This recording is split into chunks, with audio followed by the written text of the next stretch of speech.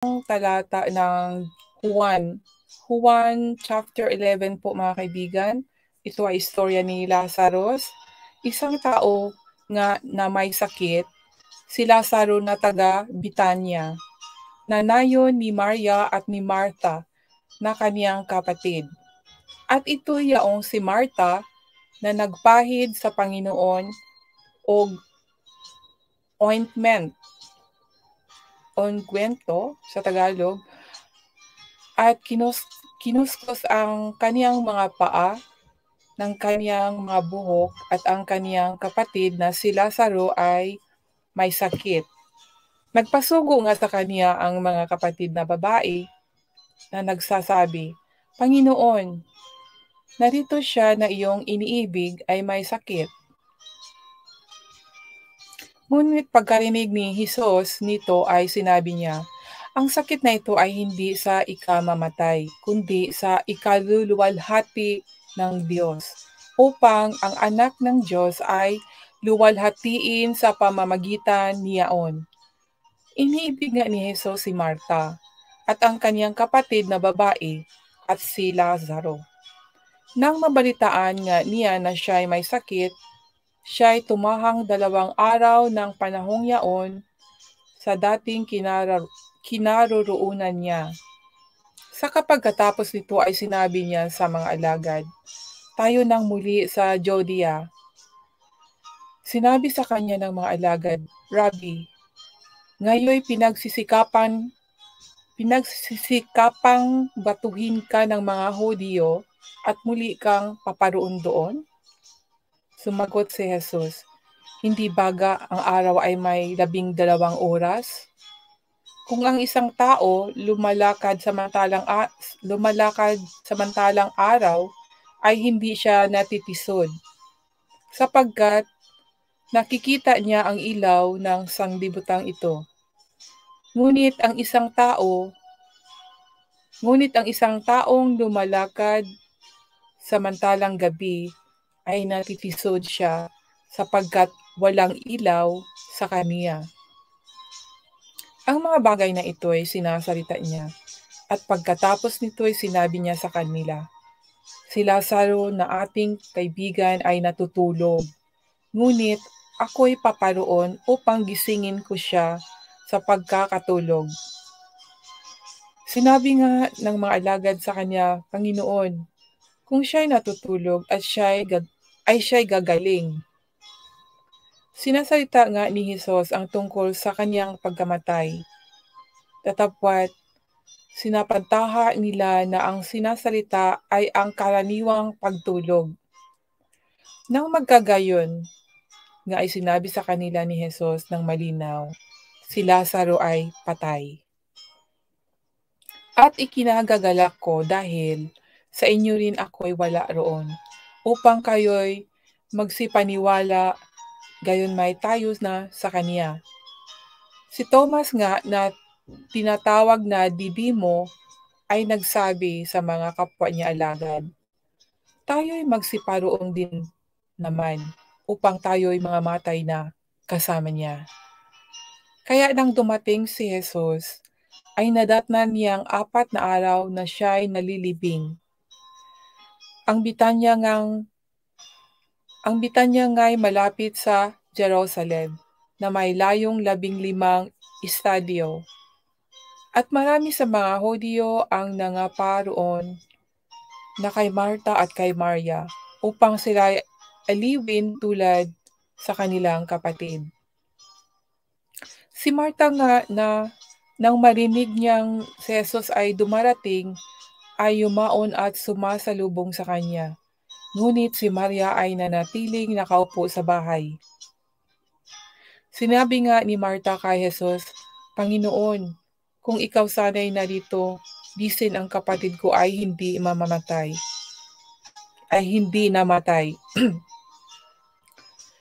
At ngayon man na may nalalaman ko na anumang hingin mo sa Diyos ay ipagkakaloob sa iyo ng Diyos. Sinabi sa kanya ni Jesus, "Magbabangon uli ang iyong kapatid." Imagine, sinabi na niya, no?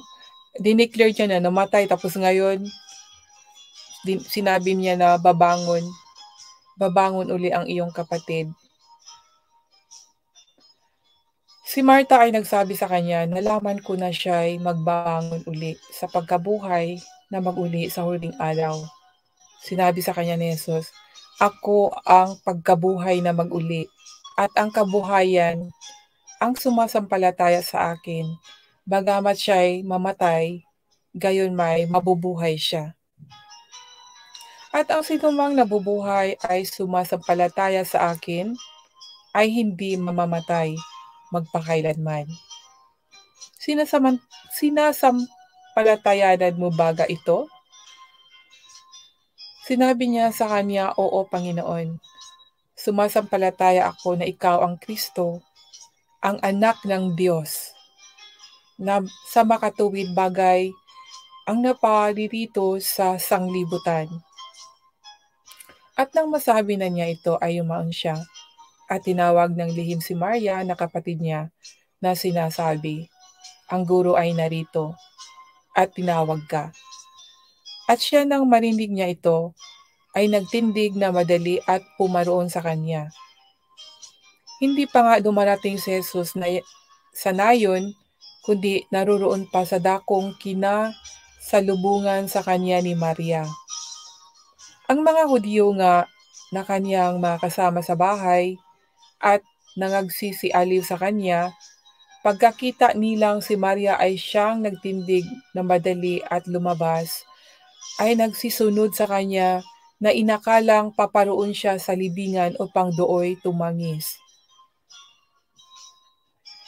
Si Maria nga, pagdating niya sa kinaroroonan ni Jesus at pagkakita sa kanya ay nagpatirapa sa kanyang paanan na sinabi sa kanya, Panginoon, kung ikaw sana'y narito, disin ay hindi namatay ang aking kapatid. Nang makita nga ni Jesus na siya'y tumatangis, at gayon din ang mga Hudiyong nagsisitangi sa kanya, nakasama niyang dumating ay nalagim siya sa espiritu at nagulumihan. At sinabi, saan ninyo siya inilagay?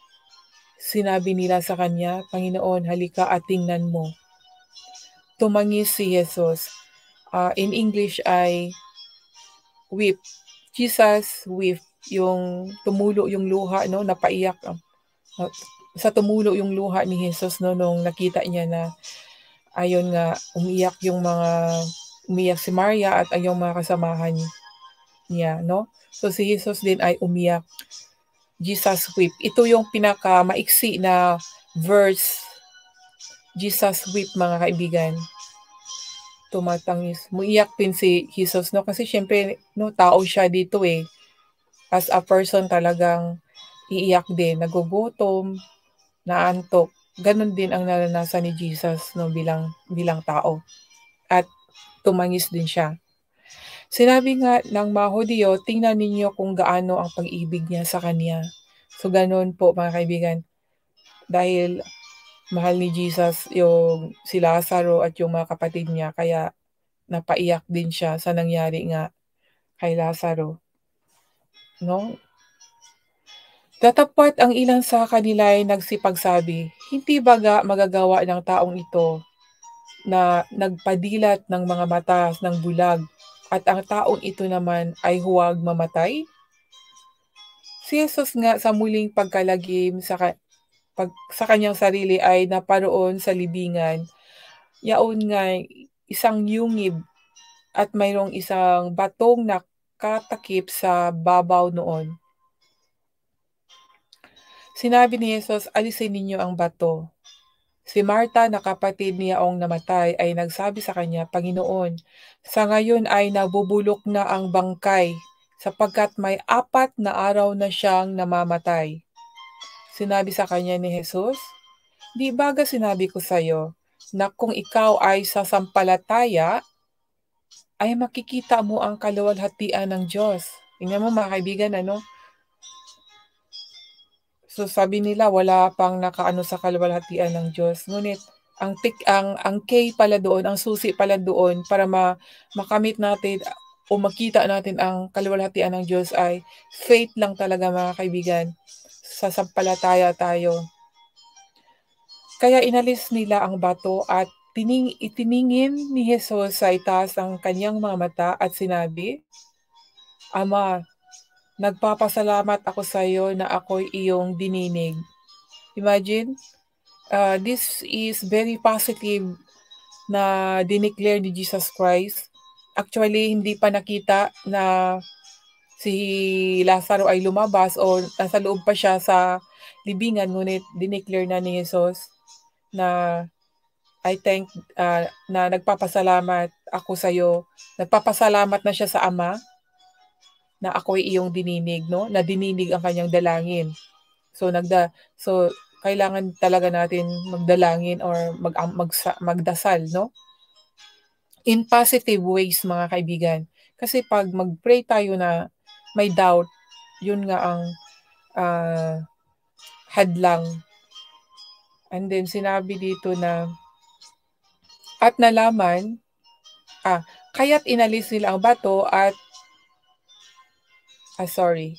nalalaman ko na ako'y lagi mong dinirinig. Ngunit ito'y sinabi ko dahil sa karamihang nasa palibot upang sila ay nagsisampalataya na ikaw ang nagsugo sa akin. O imagine mga kaibigan, nilakas ni Jesus ang pag-pray. No? Actually, pwede naman niyang ipagdasal ng lihim, ngunit gusto lang niya na marinig ng mga tao. Na sinabi nga dito, no, uulitin ko, at nalalaman ko na ako'y lagi mong dinirinig. Ngunit ito'y sinabi ko dahil sa karamihang nasa palibot upang sila ay magsisampalataya na ikaw ang nagsugo sa akin. So, talagang amazing talaga si Jesus Christ, talagang dahil dito sa mga talata na 'to, yung mga tao na hindi nila nalaman yung katotohanan ay sinasabi lang talaga nila na Jesus Christ pray. So, meron talagang another God, yung Ama. Jesus is not God. Because of this passage, mga kaibigan, yung mababaw na pangunawa. Ngunit sinabi dito kaya niya nilakas na sinabi niya, Ama, no? Ama, nagpapasalamat ako sa iyo na ako'y iyong dininig. Kasi ganun tayo dapat no? Pag nag-pray, syempre recognize natin yung Panginoon as a Father. Ngunit, hindi din talaga na, yun nga ang sabi nila na yung si Jesus Christ at ang Ama ay hindi nga mag-separate, yun ang nila. Pero sa akin, mga kaibigan, may mga passage din na siya lang din kasi kagaya doon sa John, sinabi doon na meron siyang in short way lang na sinabi niya doon na tatahan siya at ang Ama sa atin, mga kaibigan. Ako at ang Ama ay tumatahan sa iyo. Ganun yung passage doon. Imagine, mga kaibigan. Kaya naging puzzle sa akin. Sabi ko, kung si Jesus at ang Ama, so kung dalawa sila, ang tatahan sa katawan ng tao, dalawang espiritu. So, hindi pwedeng gano'n. Kung naniwala tayo na isa lang Diyos, isa lang yung espiritu, isa lang dapat ang mag-dwell at hindi pwedeng dalawa ang mag-dwell sa isang katawan ng tao. Isang espiritu lang yan. Kaya doon sa mga malalim yun. Sabi niya na ako at ang Ama ay tatahan sa iyo. Hindi naman pwedeng iba ang espiritu ni Jesus Christ, ibang espiritu ng Ama. Kaya ang pagkakaalam ko doon, isa ng espiritu yun. Isa na ang espiritu ni Jesus Christ at ang Ama. Kaya nga sinabi doon sa John 10:30 na I and my Father are one. So they are one in spirit. Kaya para sa akin ay isa lang din. Kahit na sinabi pa niya dito, kasi bilang tao talaga, as our example, sasabihin niya talaga para marinig ng mga tao how to pray or paano ba mag-pray na walang doubt. Kaya nga sinabi niya dito, Ama, nagpapasalamat ako at ako'y iyong dininig, no? Hindi pa nakita kung lumabas na ba sila sa na buhay, pero positive yung niya doon, yung pag-pray niya. So yun po yung aking naunawaan, and then continue. Pasensya na mga kaibigan, kasi kung mamaya ko i-share yung naunawaan ko, mawala ako. So, kung ano yung naunawaan ko habang binabasa ko, i-share ko na agad para ating maano. At ako, kung mag-replay ako, malalaman ko, no? And then, ito nga, sinabi ni, babasahin ko na dito sa verse 43 ng John 11, at nang masabi niya ng ang gayon, ay sumigaw siya ng malakas sa tinig, Lazaro, lumabas ka. Siya na patay ay lumabas. O imagine mga kaibigan, na natatalian ang mga kamay at mga paa ng mga kayong panglibing. At ang kanyang mukha ay nababalot ng isang panyo. Sinabi sa kanila ni Jesus, siya'y inyong kalagan at bayaan ninyo siyang yumaon.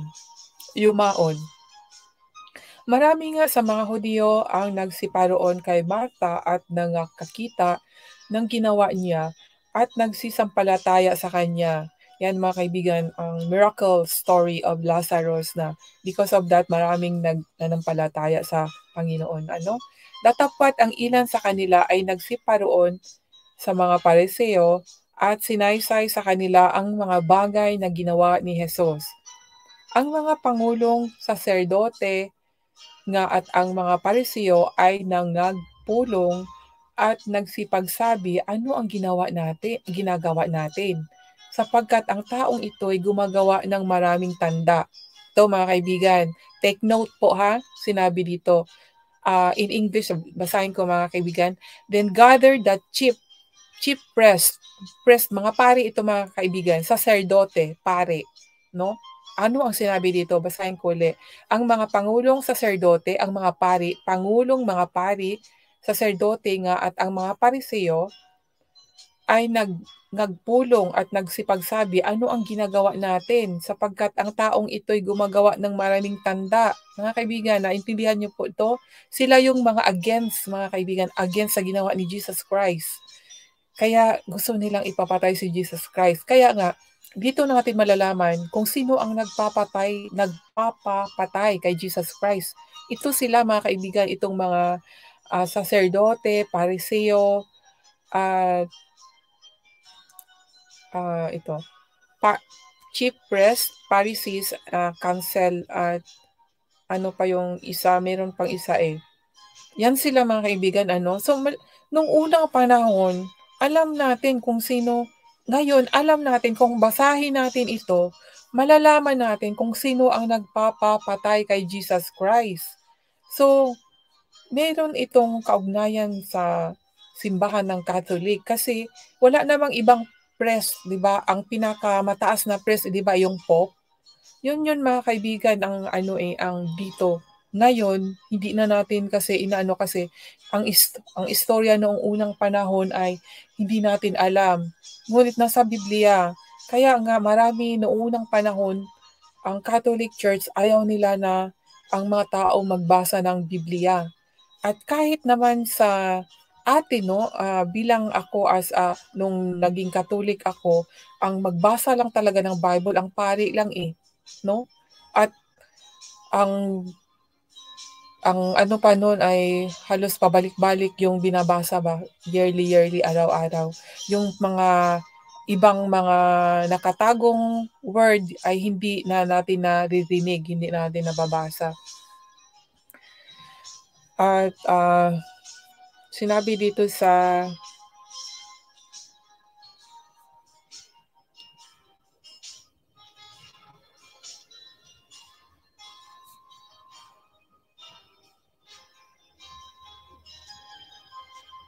nasaan na ba ako?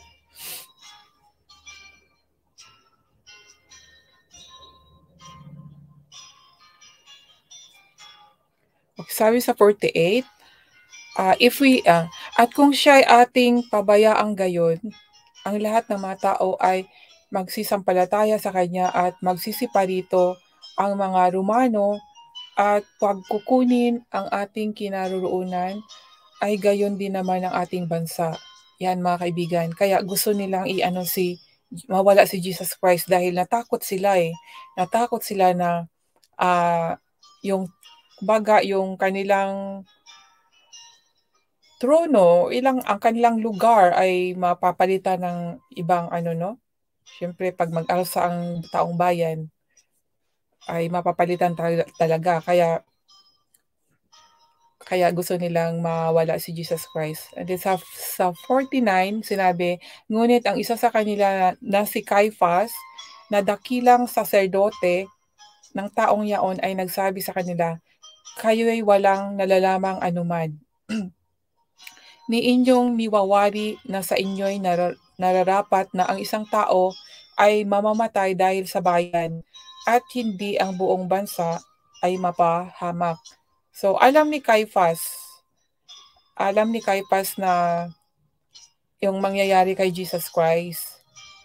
Kasi nga para nga yung buong bansa ay hindi mapapahamak. Tagapagligtas mga kaibigan 'no.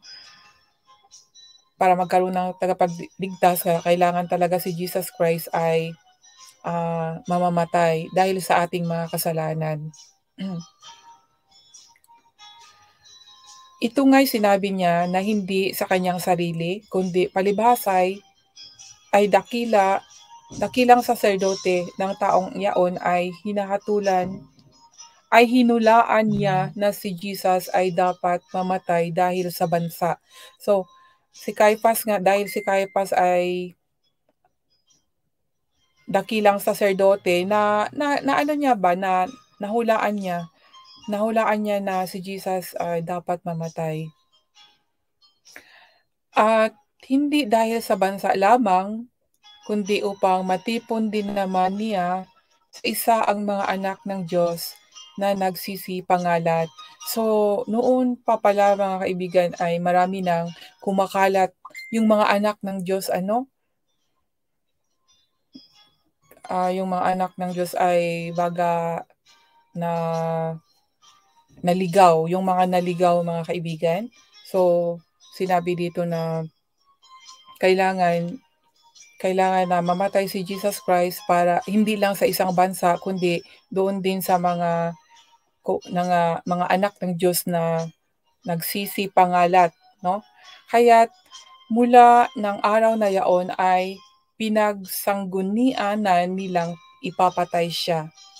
Yan, nagbalak na sila na ipapatay si Jesus Christ. Ang Pasko nga ng mga Hudyo ay malapit na at maraming nagsiayon sa Jerusalem mula sa lupaing yaon bago magpaskwa upang magsipalinis. Pinaghahanap na nila si Jesus at pinag-uusapan ng isa't isa samantalang nangakatayo sila sa templo. Anong akala ninyo? Na hindi na kaya siya paparito sa pesta? Ang mga pangulong saserdote at ang mga Pariseo nga ay nangag-utos na kung sa sinumang tao'y nakakaalam ng kung saan siya naroroon ay dapat niyang ihayag upang kanilang madakip siya. So yan mga kaibigan ang salita mula sa John chapter 11 verse 1 to 57 po. So dito mga kaibigan, ayon sa naunawaan ko mga kaibigan, ay yung tungkol sa pagkamatay ni Lazaro, para po yun sa kaluwalhatian ng Diyos, Ngunit meron pa talagang mamamatay. Meron talagang mamamatay na walang iba kundi si Jesus Christ po. Siya po yung mamamatay at mabuhay muli. Hindi mabuhay muli as kagaya kay Lazaro, kundi mabuhay sa espiritu. Parang tayo mga kaibigan, tayo as a sinner, kung alam nyo na sinner kayo, tayo ay patay din. Patay sa in spiritual world, no mga kaibigan. Buhay nga tayo mga kaibigan, ngunit tayo ay patay dahil sa ating mga kasalanan. Kaya nga, dapat ang ating kasalanan bilang patay sa espiritu, ang ating espiritu dapat isama sa pagkapako. Kung naniniwala tayo na kahapon ay pinako si Jesus Christ at kung Catholic ay yun nga nag-procession at pinako si Jesus Christ, dapat sa araw na yun ay isinama na nila ang kanilang kasalanan, pinako at totoong pagligtas at totoong inilibing, 'no, kasi nilibing din naman si Jesus Christ, eh. Totoong inilibing ang ating kasalanan at, pagkatapos ng inilibing yun, dapat kasama tayong nabuhay muli. Yun ang kahulugan, mga kaibigan. Kung kaya si Jesus Christ na kailangan mamatay at ilibing at mabuhay muli. Para yun sa ating kasalanan, mga kaibigan. Kung tayo ay makasalanan, dapat ang ating kasalanan ay ilibing, isama sa pagkapako sa cross at ilibing at kailangan natin maging mabuhay muli. Ngayon, mga kaibigan, meron akong another connection din po, mga kaibigan, dito sa Romans chapter 6, mga kaibigan, ang resurrection. Medyo mataas-taas po tayo ngayon, mga kaibigan, dahil maganda ito at ang gusto ko ang dami talagang gusto kong dito i-share, pero nasa sa inyo po yan, mga kaibigan, kung busy po kayo, free po kayo. Pero kung free po ang time niyo, please join at listen sa salita ng Diyos. Basahin ko, mga kaibigan, itong sa Romans 6 kasi yung doon sa John 11 is yung pagkamatay, di ba? Ngayon, ating talakayan, mga kaibigan, yung pagkabuhay ay resurrection, ano? Okay, sa Romans chapter 6, mga kaibigan, 1 hanggang 23 po. Babasahin ko po siya, mga kaibigan. Ang sabi sa unang talata ng Romans 6, ano nga ba ang ating sasabihin? Magpapatuloy baga tayo sa pagkakasala upang ang biyaya ay makapagpanagana? So yun, mga kaibigan, kung sa John 11 ay namatay tayo, then namatay ang ating dahil sa kasalanan, di ba? Hindi yung katawan natin ang namatay, mga kaibigan, it's our spirit because of our sin. Kung isinama natin doon nga sa pagkamatay ni Jesus Christ, so kailangan natin itong talakayin na sinabi na magpapatuloy baga tayo sa pagkakasala upang ang biyaya ay makapagpanagana. Huwag namang mangyari. Tayong mga patay na sa pagkakasala, paano nga tayong mabubuhay pa riyan? So yun, mga kaibigan, dahil nga kung tayo nabuhay, ang tanong ngayon kung kailangan ba nating magpapatuloy sa ating kasalanan. Siyempre, kung inilibing na ang ating kasalanan, dapat nabuhay tayong muli ay bago na ang ating espiritu. Huwag namang mangyari, tayong mga patay na sa pagkakasala. So, ito po yung, mga kaibigan, because of our sin, we are dead, dead in spirit inside us. Kaya minsan, mga kaibigan, di ba, pag makasalanang tao, yung may makasalanan na wala silang konsensya, yung meron talaga, hindi na talaga, iba talaga yung nasa kanilang loob, yung espiritu nila ba, yung walang konsensya, di ba, meron easy lang sa kanila na kumbitil ng buhay ng tao. Parang hindi nyo ba na mga kaibigan? Kasi ako minsan nakikita ko sa yung sa videos, na kung paano na lang sila, kung nila yung tao. Di ba yung mga persecutor, yung ano kaya yung espiritu na sa kanila? Parang wala na talagang konsensya. Kaya masabi talaga natin, ang espiritu talaga, parang malalaman natin ba kung ano talagang klaseng espiritu siya, na wala siyang takot. Walang takot gumawa ng kasalanan. Tayo dahil meron pa tayong part of God and then part of the world. Meron pa tayong konsensya. Kaya nababagabag tayo, ang ating espiritu gustong mag-connect sa Panginoon. Kaya nagkaroon tayo ng stress, yung mga kabagaban sa loob na hindi natin alam. Yun ang yung sa loob natin, hindi natin alam dahil ang ating katawan ay meron tayong dalawang part nga, gaya ng sabi ko, part of God, part of the world. Kaya hindi natin pinapansin, akala natin yung problema or ang stress or kabagaban ay normal lang. Pero hindi natin alam na yun pala ay wini-wake up na, ginigising na. 'Di ba kagaya nga sabi ko, kung tayo'y makasalanan, namamatay tayo dahil sa kasalanan. Ngunit ginigising yon, gustong buhayin muli. Kasi nga ang spirit natin ay talagang mula yon sa Panginoon, 'di ba? Mababasa natin 'yan sa, kung hindi ako nagkamali, sa Ecclesiastes na ang spirito natin ay mula sa Panginoon. 'Pag namatay tayo ay babalik din sa Diyos, 'no? So, ang kaluluwa natin ay sa impyerno at sa langit.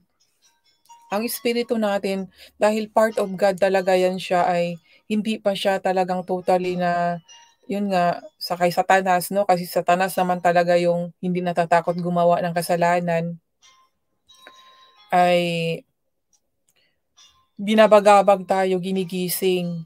Kaya kung meron kayong naramdaman na gano'n mga kaibigan, isama nyo na agad-agad sa, yun nga, pagkapako sa cross at ilibing yun at para maging mabuhay muli.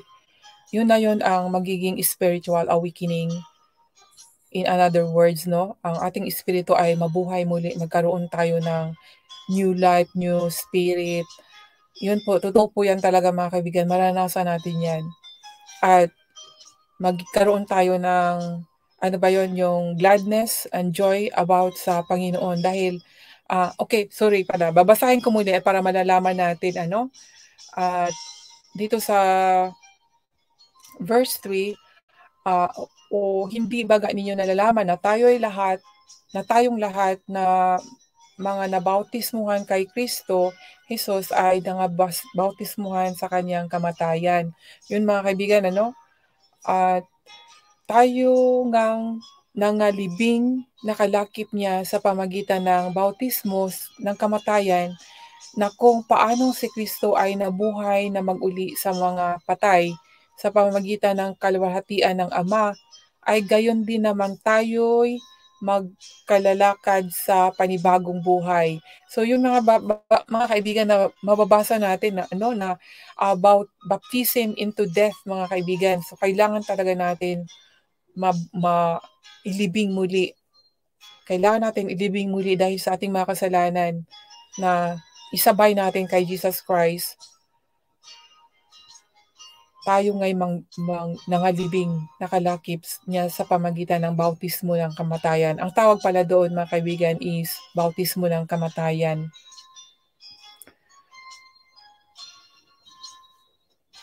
Na kung paanong si Kristo ay nabuhay na mag-uli sa mga patay sa pamagitan ng kaluwalhatian ng Ama, ay gayon din naman tayo pakalakad sa panibagong buhay. So, kung nabuhay na mag-uli si Jesus Christ, kasama din tayo.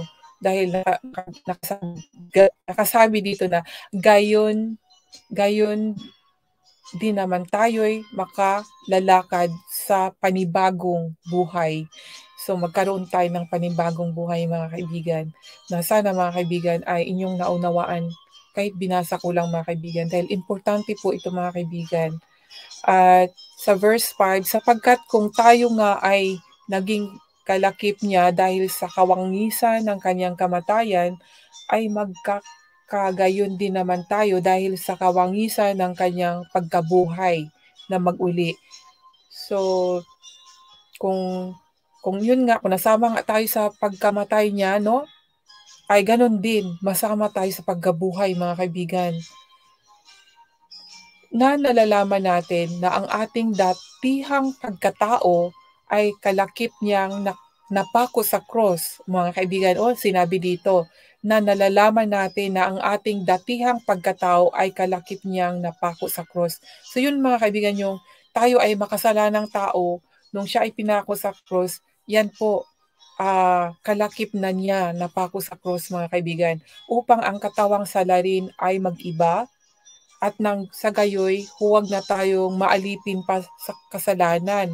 Yan mga kaibigan, imagine, dahil para huwag lang tayong maging alipin sa kasalanan mga kaibigan, ay nagpapako si Jesus Christ because of our sin. Kaya kailangan yung totoo po yung pagsisisi natin, at ipako po yung isama natin sa pagpako kay Jesus Christ. Kung tayo ay nag-celebrate ng Holy Week, dapat hindi na yun every year na ating ipapako si Jesus Christ. Dapat kung sa ngayon na taon na 'to ay ngayon ang araw ng totoong pagsisisi natin, dapat yung kasalanan natin ay sinama natin doon kay Jesus Christ sa pagkapako, 'no? At nung 'pag nilibing siya ay nasama na sa pagkalibing at alam naman natin kung nilibing ibig sabihin nandoon na yun, nalibing na yun, 'no? And then nabuhay na muli yung espiritu ay yun ang spirit natin, magkaroon tayo ng bagong espiritu, mga kaibigan. Ngayon mismo, 'pag tayo mismo ay totoong nagsisi at pinapako na natin